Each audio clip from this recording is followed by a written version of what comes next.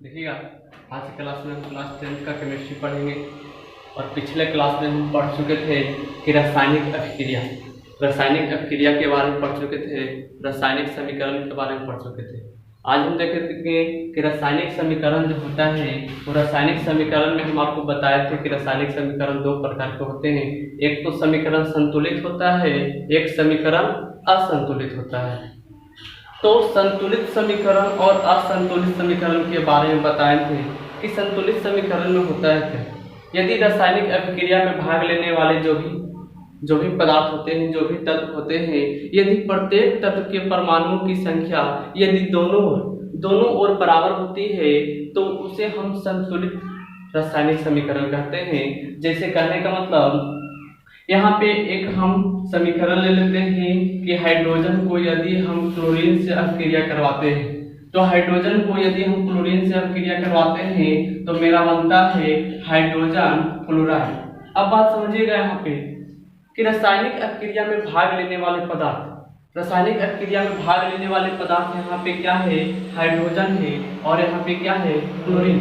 जब हाइड्रोजन को क्लोरीन से अभिक्रिया कराया गया तो हाइड्रोजन क्लोरीन बना है। लेकिन देख रहे हैं कि हाइड्रोजन के जो है दो परमाणु है, क्लोरीन के दो परमाणु है, और यहाँ भी देख रहे हैं कि यहाँ भी हाइड्रोजन के दो परमाणु और क्लोरीन के दो परमाणु, यानी कि अभिक्रिया में दोनों तरफ जो है प्रत्येक तत्व के परमाणु की संख्या जो है समान है।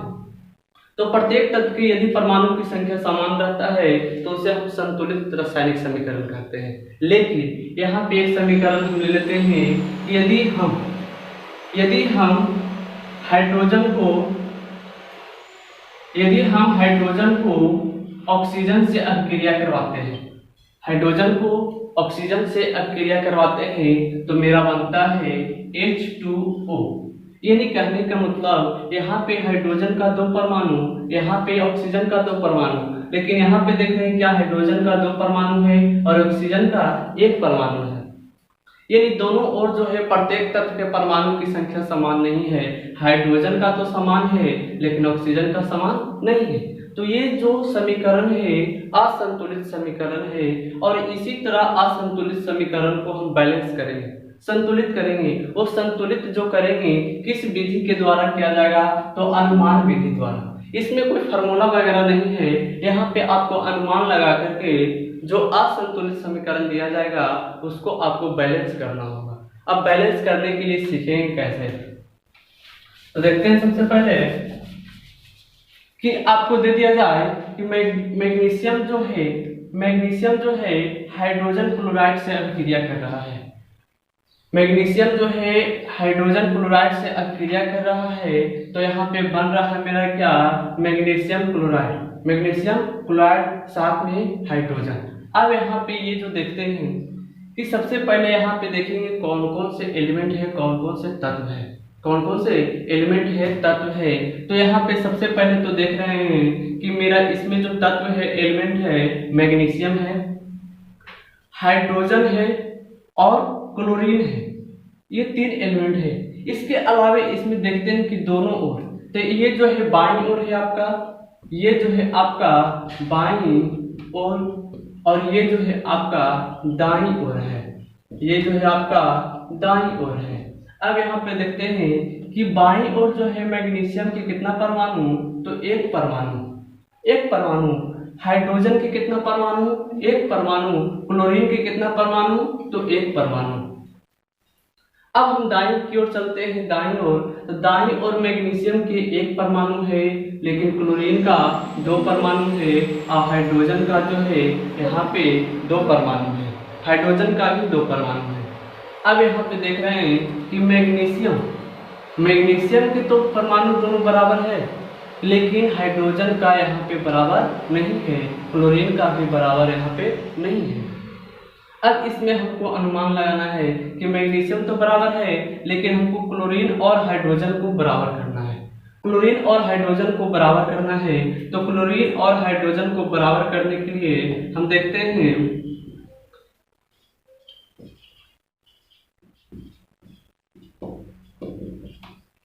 हैं क्या, इधर मैग्नीशियम कि परमाणु, एक परमाणु मैग्नीशियम के, एक परमाणु हाइड्रोजन के, एक क्लोरीन के, लेकिन यहाँ पे क्लोरीन के 2 है, क्लोरीन के 2 है। तो यहाँ पे 2 से यदि हम गुना करते हैं, 2 से गुना कर देते हैं तो इधर भी क्लोरीन के आपका कितना परमाणु हो गया, 2 परमाणु हो गया, क्लोरीन के 2 परमाणु हो गया।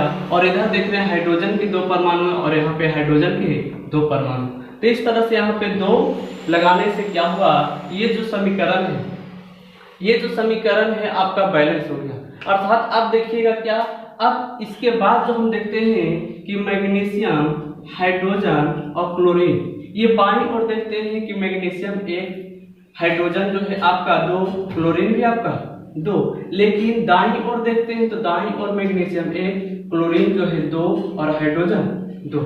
तो इस तरह से देख रहे हैं कि इसमें दोनों तरफ जो है, दोनों तरफ जो है वो परमाणु की संख्या, प्रत्येक तत्व के परमाणु की संख्या जो है समान है। तो जब दोनों और प्रत्येक तत्व के परमाणु की संख्या यदि समान रहेगा तो ये जो समीकरण है संतुलित होगा। ठीक, तो इसको पहले नोट कीजिए। देखिएगा इसमें हम देखते हैं कि इसमें भी हम जो एलिमेंट है, एलिमेंट को सबसे पहले लिखते हैं। अब यहाँ पे देख रहे हैं कि एल्युमिनियम है, एल्युमिनियम है, क्लोरीन है, कैल्शियम है और हाइड्रोक्साइड, यहाँ पे हम साथ में इसको कर देते हैं। अब यहाँ पे बाईं ओर, पहले बाईं ओर हम परमाणु की संख्या देख लेते हैं और दाईं ओर परमाणु की संख्या देखते हैं। अब देखिएगा बाईं ओर एल्युमिनियम परमाणु की संख्या 1, क्लोरीन आपका 3, कैल्शियम आपका 1, हाइड्रोक्साइड जो है आपका यहाँ पे 2। यहाँ पे देखते हैं कि दाईं ओर जो है एल्युमिनियम आपका 1 है, एल्युमिनियम 1 है, क्लोरीन जो है, क्लोरीन आपका 2 है और कैल्शियम जो है आपका 1 है और आपका हाइड्रोक्साइड जो है आपका 3 है। तो इसमें हम देख क्या रहे हैं कि इसमें एल्युमिनियम और कैल्शियम दोनों ओर जो है तत्वों के, यानी कि तत्वों के परमाणु की संख्या तो समान है, लेकिन यहाँ पे क्लोरीन और हाइड्रोक्साइड के हम देख रहे हैं कि यहाँ पे तत्वों के परमाणु की संख्या समान नहीं है। तो परमाणु की संख्या यदि समान नहीं है तो ये जो समीकरण है आपका असंतुलित है। और ये असंतुलित को संतुलित करने के लिए देखिएगा हम एल्युमिनियम,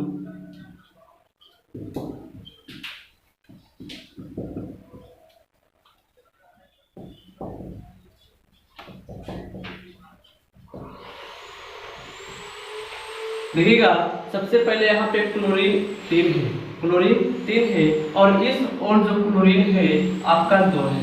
देखिए अनुमान लगाना है, अनुमान विधि ही करना है, इसके लिए कोई अलग से फार्मूला नहीं है। तो यहाँ पे क्लोरीन में परमाणु की संख्या जो 3 और यहाँ पे क्लोरीन में परमाणु की संख्या 2।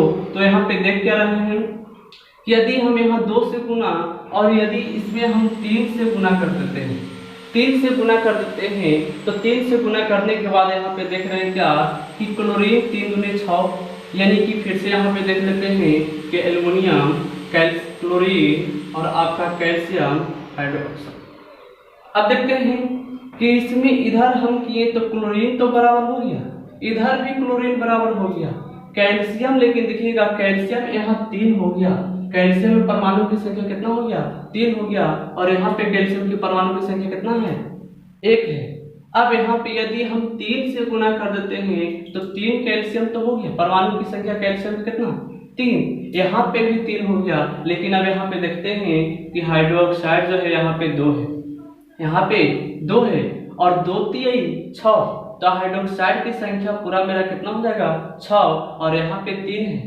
तो यहाँ पे यदि हम 2 से गुना कर देते हैं तो देखिएगा 2 से गुना करते हैं तो अब यहाँ पे देखिएगा एल्युमिनियम जो है, एल्युमिनियम बाईं ओर जो है 2, क्लोरीन जो है 3 दूनी 6, कैल्शियम जो है आपका 3 और हाइड्रोक्साइड जो है आपका 6। उसी तरह हम जब दाईं ओर चलते हैं तो दाईं ओर एल्युमिनियम भी कितना मेरा 2, हाइड्रोक्साइड जो है 3 दूनी 6, उसके बाद कैल्शियम जो है मेरा 3 और क्लोरीन जो है 6। तो देखिए कि दोनों ओर प्रत्येक तत्व के परमाणु की संख्या जो है समान हो गया है। तो इस तरह से समीकरण जो है संतुलित हो गया।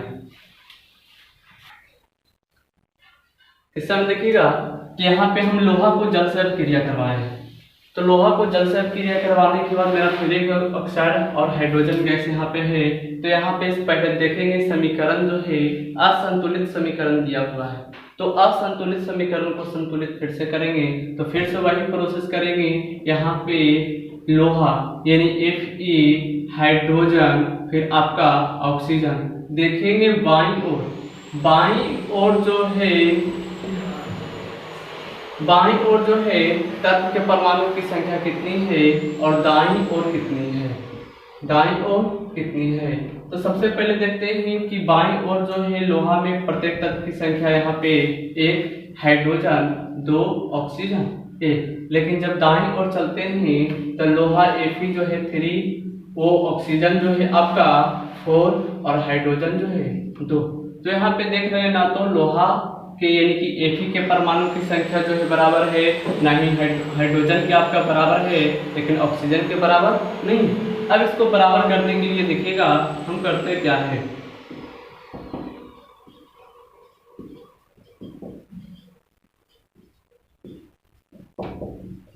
अब यहाँ पे देखते हैं कि Fe3 यानी कि यहाँ पे परमाणु की संख्या जो है Fe का 3 है।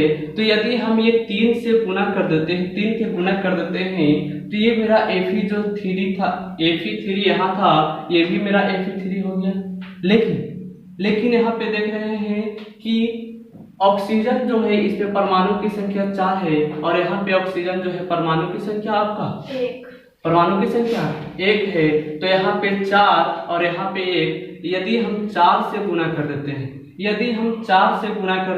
गुना के रूप में ले जाते हैं, तो ऑक्सीजन के मेरा हो जाता है कितना 4, इधर भी ऑक्सीजन 4। लेकिन फिर देख रहे हैं क्या कि हाइड्रोजन जो है जो 2 था, 2 से मेरा कितना हो गया हाइड्रोजन इधर 8, हाइड्रोजन जो है इधर 8 हो गया और इधर मेरा 2 है। फिर हम इधर 4 से गुना कर देते हैं, फिर हम उधर 4 से गुना कर देते हैं, तो हाइड्रोजन में परमाणु की संख्या इधर भी 8। और इस तरह से जो है समीकरण देखते हैं फिर से हम कि Fe इधर बाईं ओर देखते हैं तो ये 3 हाइड्रोजन की बात करता है, तो 8 ऑक्सीजन की बात करता है तो 4। और इधर हम दाईं ओर देखते हैं तो Fe3 ऑक्सीजन,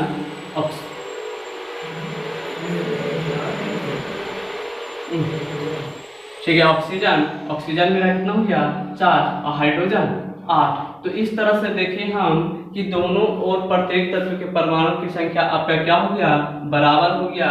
तो समीकरण जो है संतुलित हो गया। आगे देखते हैं कि इसमें देखते हैं हम क्या कि इसमें जो है पोटेशियम और मेरा क्या एलिमेंट क्लोरीन और मेरा ऑक्सीजन, इसमें हम बाईं ओर पहले देख लेते हैं कि बाईं ओर जो है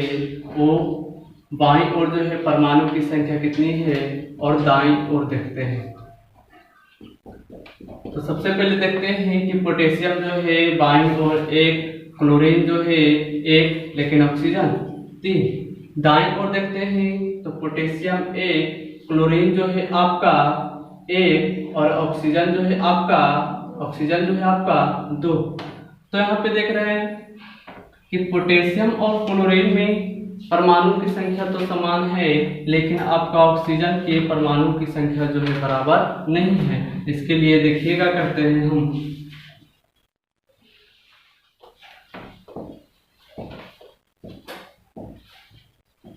अब यहाँ पे देखिएगा, यहाँ पे ऑक्सीजन में परमाणु की संख्या 3 और यहाँ पे ऑक्सीजन में परमाणु की संख्या 2। यदि हम 3 इसको 2 के गुना करते हैं और इसके 3 के गुना करते हैं, तो यहाँ पे होता है क्या 3 दूनी 6, ऑक्सीजन के 6 और यहाँ भी ऑक्सीजन के 6। लेकिन यहाँ पे फिर मेरा पोटेशियम 2 हो गया और क्लोरीन भी 2 हो गया, और यहाँ जो है पोटेशियम 1 है और क्लोरीन भी 1 है। और यदि इसको हम 2 के गुना के रूप में ले आते हैं, 2 के गुना के रूप में ले आते हैं, तो देखते हैं क्या इधर पोटेशियम, क्लोरीन और ऑक्सीजन। तो पोटेशियम बाईं ओर जो 2 है 2, क्लोरीन भी आपका 2 और ऑक्सीजन 6। दाईं ओर देखते हैं पोटेशियम मेरा 2, क्लोरीन भी मेरा 2 और ऑक्सीजन भी मेरा 6। तो इस तरह से देखें कि दोनों ओर जो है परमाणु की संख्या जो है बराबर हो गया, तो समीकरण आपका संतुलित हो गया।